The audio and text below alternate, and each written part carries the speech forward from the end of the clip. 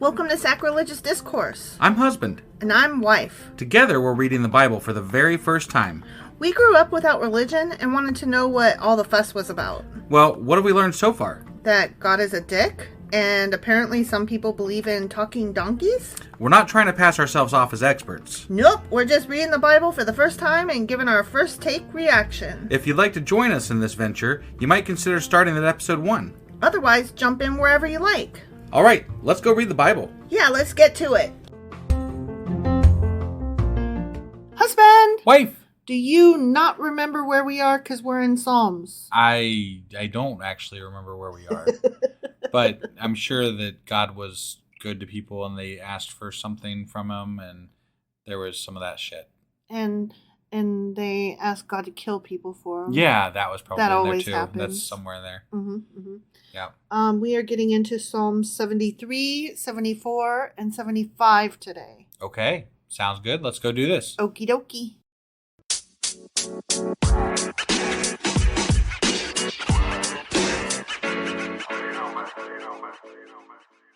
All right, so we are starting book 3 of Psalms. Yes! Right? I mean, sure. Insofar as, like, yeah, we're getting through this shit. Right. Yeah. Don't forget. Moving right along. Don't forget, our main goal is to be able to say, we read that there Bible. Yeah. We that sure is our did. That is our main goal. Yep, and that's what we're And doing. we are doing it. We are doing it. Yeah. Okay, so book 3 is Psalms 73 through 89. Okay. Okay, so we are starting today with Psalm 73. Sounds great. It's a psalm of Asaph. Asaph, huh? Mm-hmm. Good old Asaph. Yeah. Surely God is good to Israel, to those who are pure in heart. I think it should say to those who are pure in heart anyway. But as for me, my feet had almost slipped. I had nearly lost my foothold. For I envied the arrogant when I saw the prosperity of the wicked. Yeah. I do that. I often would wonder why God was letting that happen. Mm-hmm. That would be part of what I would wonder. As well as Job, apparently, and some other people that have wondered the same things. Yep. Yeah. Because it's a fair question. It is a very fair question. If there's a just God. Right. But he's not a just God. No. And he doesn't claim to be. He's a angry and jealous God. Right. Your God is an angry and jealous God and describes himself as such. As written in the Bible, Mm-hmm. because God obviously Mm-hmm. doesn't exist. Obviously. But In as canon, written mm-hmm. is that way. Yeah. They have no struggles. You know, those wicked people, right? Yeah. They have no struggles. Their bodies are healthy and strong. They are free from the burdens common to man. They are not plagued by human ills. Yeah. Therefore, pride is their necklace. They clothe themselves with violence. I mean, that's not really fair because these guys clothe themselves also with violence. They're always calling for murder. Bathing in blood and shit. Mm-hmm. From their callous hearts comes iniquity. The evil conceits of their minds know no limits. They scoff, those motherfuckers, and speak with fucking malice. Damn, that malice. In their arrogance, they threaten oppression. The hell? I do recall the Israelites at some point taking slaves. They like that still that do. would be considered. They still do. No, I mean up to where we're at in the Bible, okay. they still do. So that would be considered oppression, right? In my book, only if you considered them individual beings who count as people, which they don't. I see. Yeah, you would have to acknowledge their personhood. What makes their idea of what a person is better than somebody else's idea? Because they're Israelites. In God, right? Yeah. Ah. Yeah. And their Okay. God is better than the other gods. I see. And sometimes he's the only God, but other times there's a lot of gods. Right. I don't take that as a valid reason. Nope. So. Me neither. Their mouths lay claim to heaven, and their tongues take possession of the earth. Therefore their people turn to them and drink up waters in abundance. They say, how could God know? Does the Most High have knowledge? Yeah, that's what they say. Right, That's what they say. Right. This is what the wicked are like. Always carefree, they increase in wealth. Surely in vain have I kept my heart pure In vain have I washed my hands in innocence. All day long I have been plagued. I have been punished every morning. Oh my God, you're so... Whiny? Yeah. That's why you've been plagued, because you're a whiny little bitch. Right. Honestly. If I had said, I will speak thus, I would have betrayed your children. When I tried to understand all this, it was oppressive to me, till I entered the sanctuary of God. Then I understood their final destiny. Surely you place them on slippery ground. You cast them down to ruin. How suddenly are they destroyed, completely swept away by terrors. That's not what it sounded like you were saying. Like, I feel like someone's putting this in your mind. Like, you're like, yeah, God's totally going to take care of that. They're going to go. They're going to get theirs. They're Don't going to worry get theirs. about it. If they don't get theirs, their kids will get it at the very least. Yeah, somebody's going to get it. Somebody's going to get punished. Don't worry about it. You just feel good about yourself, you know, and the righteousness that you're doing. Enjoy your cancer and your good deeds and whatever. Right, but you are right. You are correct. You're the goodest good that ever gooded. Yeah, stop your whining. How suddenly they are destroyed, completely swept away by terrors. As a dream when one awakens, so when you arise, O Lord, you will despise them as fantasies. You despise them, huh? Okay. God. Wait, how do you despise? I thought fantasies were good things that you want.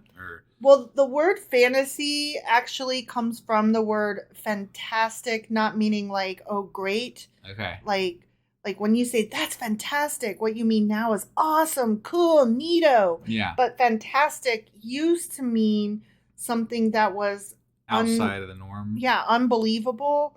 And so a fantasy would be something that wasn't necessarily good or bad. It was just weird and crazy and mystical or something. Got it. So when you despise them as fantasies, you're despising them probably as monsters and beings that don't exist. Got it. A little entomology for your ear holes. Sure, yeah. When my heart was grieved and my spirit embittered, I was senseless and ignorant. I was a brute beast before you. Yet I am always with you. You hold me by my right hand, not my left one. That right hand, yeah, it's always the right hand. The left hand's for wiping poopy. You guide me with your counsel, and afterward you will take me into glory. Whom have I in heaven but you? Well, if you ask my parents, all of their dead relatives are in heaven. Yeah. All of them, 100% across the board. And I'm like... So what's hell got in it then? Yeah, I don't know. Unrelated to them. Okay. Yeah. Whom have I in heaven but you? And earth has nothing I desire besides you.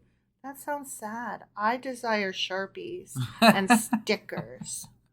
My flesh and my heart may fail, but God is the strength of my heart and my portion forever. Those who are far from you will perish.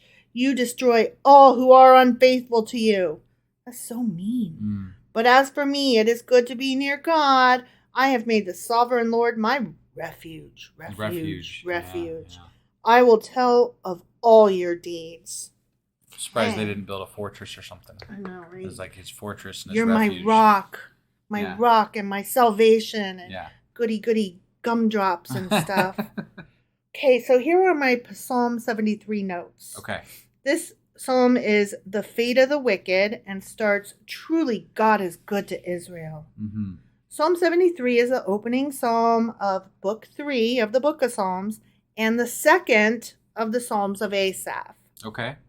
It has been categorized as one of the wisdom psalms. However, some writers are hesitant about using this description because of its, quote, strongly personal tone, meaning its whiny bitchiness. Right, yeah. And the references in the psalm to the temple. So that's not like wisdomy. That's like personal. Right. And just as a reminder, wisdom psalms consist of statements that offer teachings about divinity and virtue. Okay. So that I can see how it could fit both. Like they're trying to say, just keep your path and stay in your lane. You'll be rewarded in heaven type thing. And the wicked will be punished on their own time. Yeah.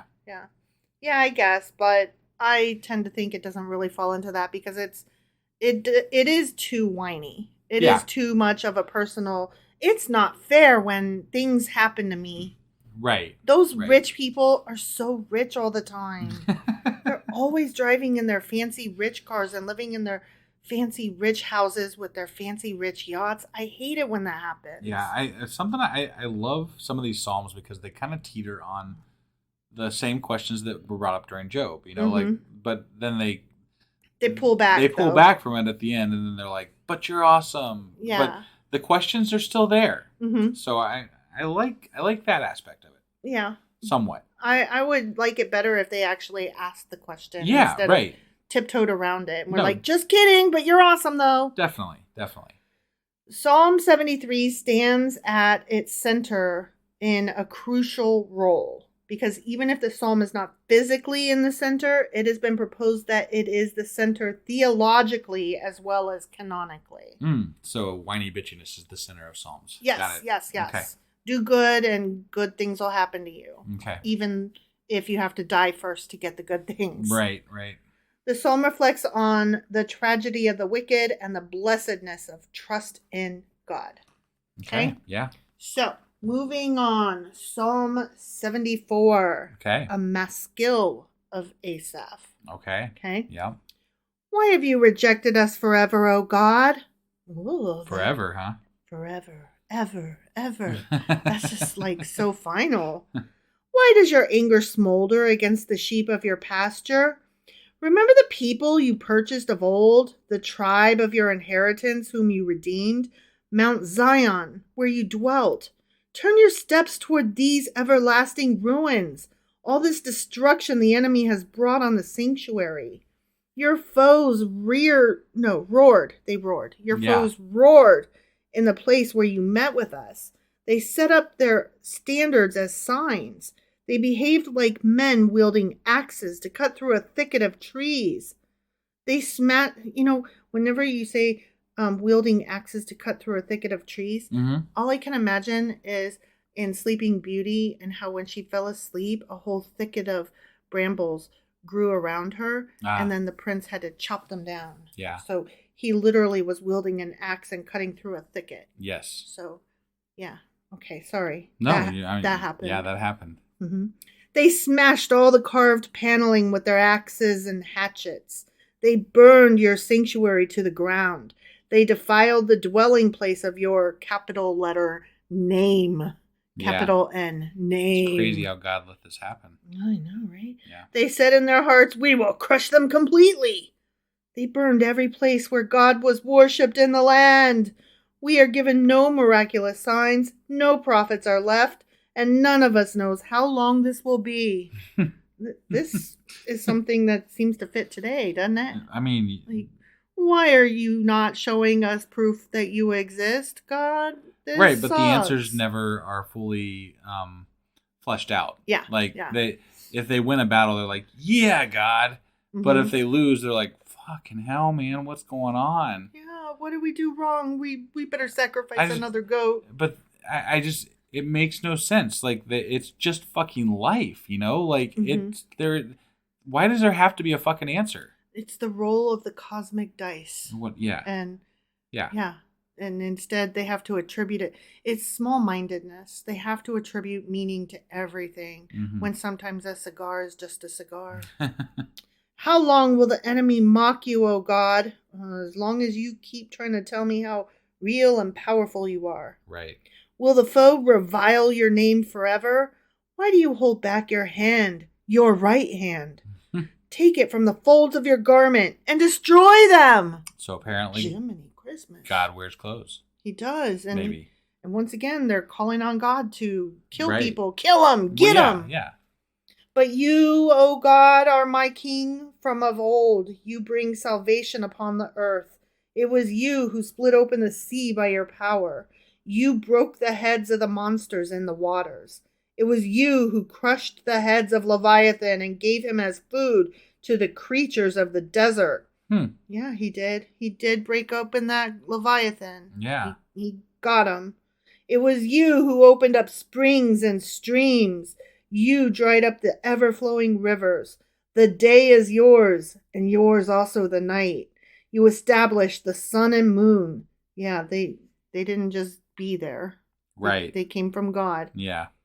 It was you who set all the boundaries of the earth. You made both summer and winter. I mean, no. What about spring and fall? Those are the halfway betweens. Okay. Those are the they're not the real seasons. They're not the extremes. Okay. Like summer and spring are just reflections of each other. Got it. You know what I mean? They're the same thing but on either end. Whereas winter and summer are the true far extremes of each other. Got it.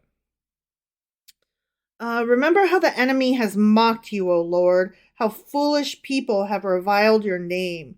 Do not hand over the life of your dove to wild beasts. Do not forget the lives of your afflicted people forever. Have regard for your covenant, because haunts of violence fill the dark places of the land. This is a lot of demanding him to do stuff. This is telling God what? Right? Once again, they're telling God how to Elohim. Yeah. Do not let the oppressed retreat in disgrace. May the poor and needy praise your name. Rise up, O God, and defend your cause. Remember how fools mock you all day long. Do not ignore the clamor of your adversaries, the uproar of your enemies, which rises continually. Wow, Right. that was very Dark. There wasn't really a good praising in there or anything. No, that was all just like, where you be, where the fuck what are you man? doing. Don't forget. Shit, man. Psalm 74 is an appeal to God against the enemy. Is it though? And it starts, "Oh God, why hast thou cast us off forever?" This psalm is a maskil, or a contemplation, is what we're to think it is now. I mean, it's definitely a contemplation about where the fuck God is and why he's not doing anything. Mm-hmm. It's also a community lament in that it expresses the pleas of the Jewish community in the Babylonian captivity. Sure. Just as a reminder, psalms of communal lament are classified by their focus on laments expressing deep sorrow for the travails of a nation and as a group asking for God's blessing or intervention. Okay. It was more demanding than asking, but okay. Yeah. Whatever you say. I mean, they were asking, I guess, but they were very specific about what God's not doing with regard to helping them. Yeah. And that implying that he probably should. Right. So. You said. Yeah.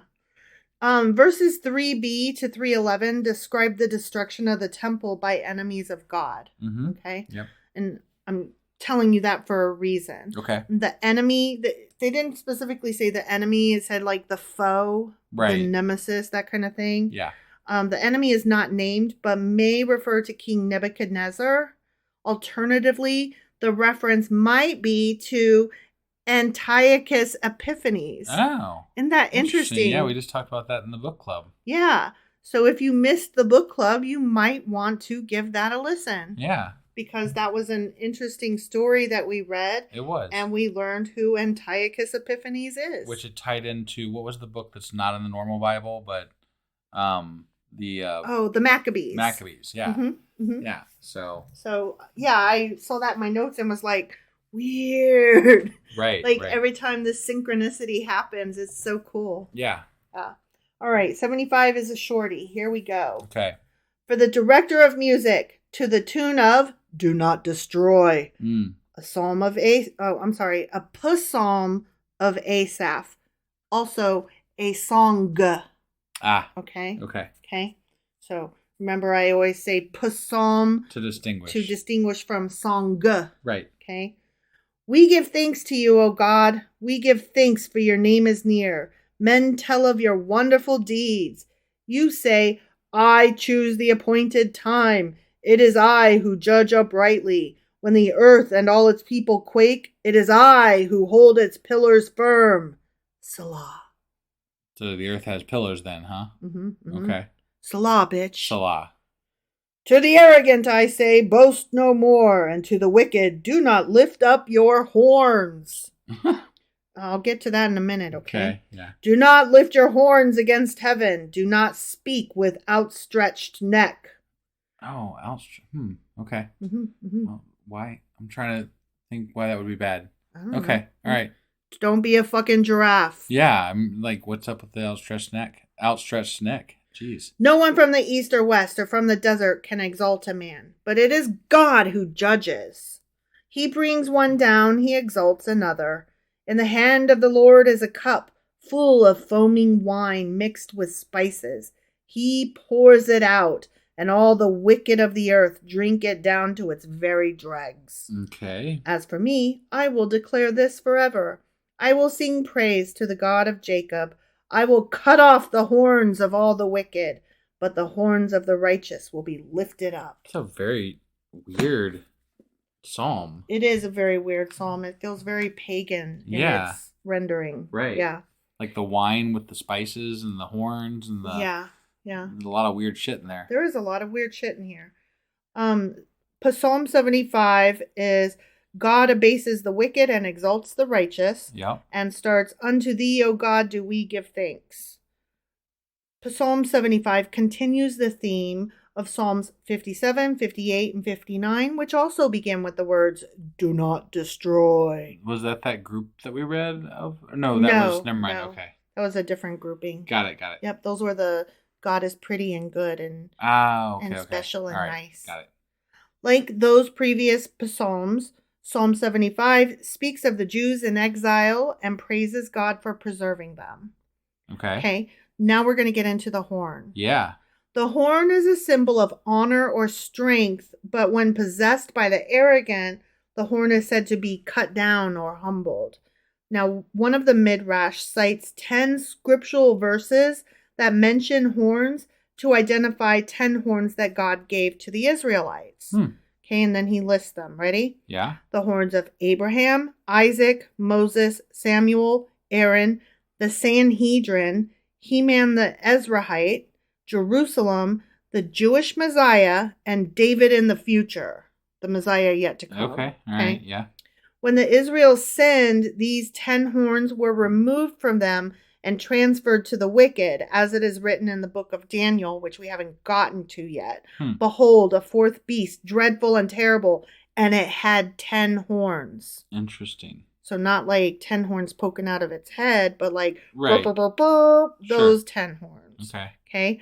The Midrash teaches that as long as the horns of the wicked prevail, the horns of Israel will be cut off. But in the future, when God elevates the horns of the righteous, the horns of the wicked will be cut off. Okay. Psalm 75 is recited as a prayer for forgiveness. The end. Got it. Okay. Yeah. Yeah. I am very intrigued by these horns, and all I could think of is that one episode of Warehouse 13. I don't know which one you're talking about. The one about the horn. The horn that every time it like fell, it would blow, and it sent let's see, the main characters had to go back into the past, and okay, never mind. I'm not going to tell you the whole show. I don't recall it, so I mean, you know. We've only seen the show like 10 times through. Right. Okay, well, if you ever saw this episode, you I'm would remember. sure I would recognize it. Your description of it is not ringing any horns for me. Okay. Well, it's a great episode. Yeah, okay. All right, yeah. It's really good, and Helena's in it. Okay. You know, yeah. Helena. Yeah. H.G. Wells. I got it. Yeah. Still doesn't help me. No? She runs You're just going to keep trying, she runs aren't you? the time machine. It's the one where she like puts them in the time machine and, you know, sends them to the past. What do they do in the past? They do something. They do something. Yeah, something with the horn. Still not helping. Okay. So. All right. Whatever. Sorry. Okay. All right. So yeah. Anyway, that was Psalms. And I love the horns. And Wife Loves the Horns. Mm-hmm. That was chapters 73, 74, and 75. Mm-hmm. And tomorrow we'll be back with Psalm 76, 77, and 78. Hypothetically. Unless there's some kind of strange grouping of which I am yet unaware, having not read them. Indeed. Also, just one quick housekeeping note. We have a couple of what do you call them? Patrons. Thank you, patrons. My brain was just not working right then. that we need to shout out tomorrow and the next day, etc. We're kind of just behind on. So hang in there. We got those shout outs coming, and we will be back tomorrow. Yes. See you guys then. Oh, wait. What? This is Monday's episode. Yeah. So don't forget one more thing. Oh, yeah. Tuesdays at 10 p.m. Eastern, we do our live on Discord. So please join us. Yeah. It is so much fun. We love chatting with you guys, and it's so cool to see you guys interact with each other and make fun of us, and we really enjoy it. And if you're listening to this episode, the link to our Discord channel is in the show notes. So just check that out and meet us there on Tuesday night. Tuesday at 10 Eastern, Discord. Be there or be square. All right. We'll see you guys. Yep. Bye.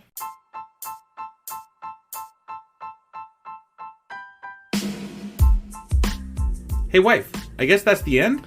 But husband, that's just sad. It doesn't have to be. We are on lots of social media platforms like Twitter. Our handle there is sacrilegious_D. For D's nuts. Oh my God. Stop doing that. Anyway, we're also on Facebook, Instagram, and Pinterest. There's a link to all of our social media sites at our website. Ooh, we have a website? Yeah, it's sacrilegiousdiscourse.com, where you can also find a link to our merch shop. We have a merch shop? Yep, we have podcast-themed clothing, mugs, notebooks, and more, as well as an atheist and science-themed products. Wow, our fans should really go check that out right now. Definitely. They can get in touch with us by sending an email to sacrilegiousdiscourse@gmail.com. But before they do that, we could really use some help. Oh yeah? With what? Well, it's not free running the podcast, and we need some financial support in order to get better equipment, which will free up time so we can concentrate on our podcast and our fans. Okay, so what should they do? Head over to patreon.com/sacrilegious discourse and sign up as a contributor on our podcast.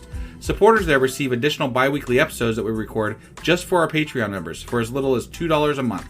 Also, we'd really appreciate it if you would like and subscribe on whatever platform you're using. And Apple Podcast reviews help us out tremendously.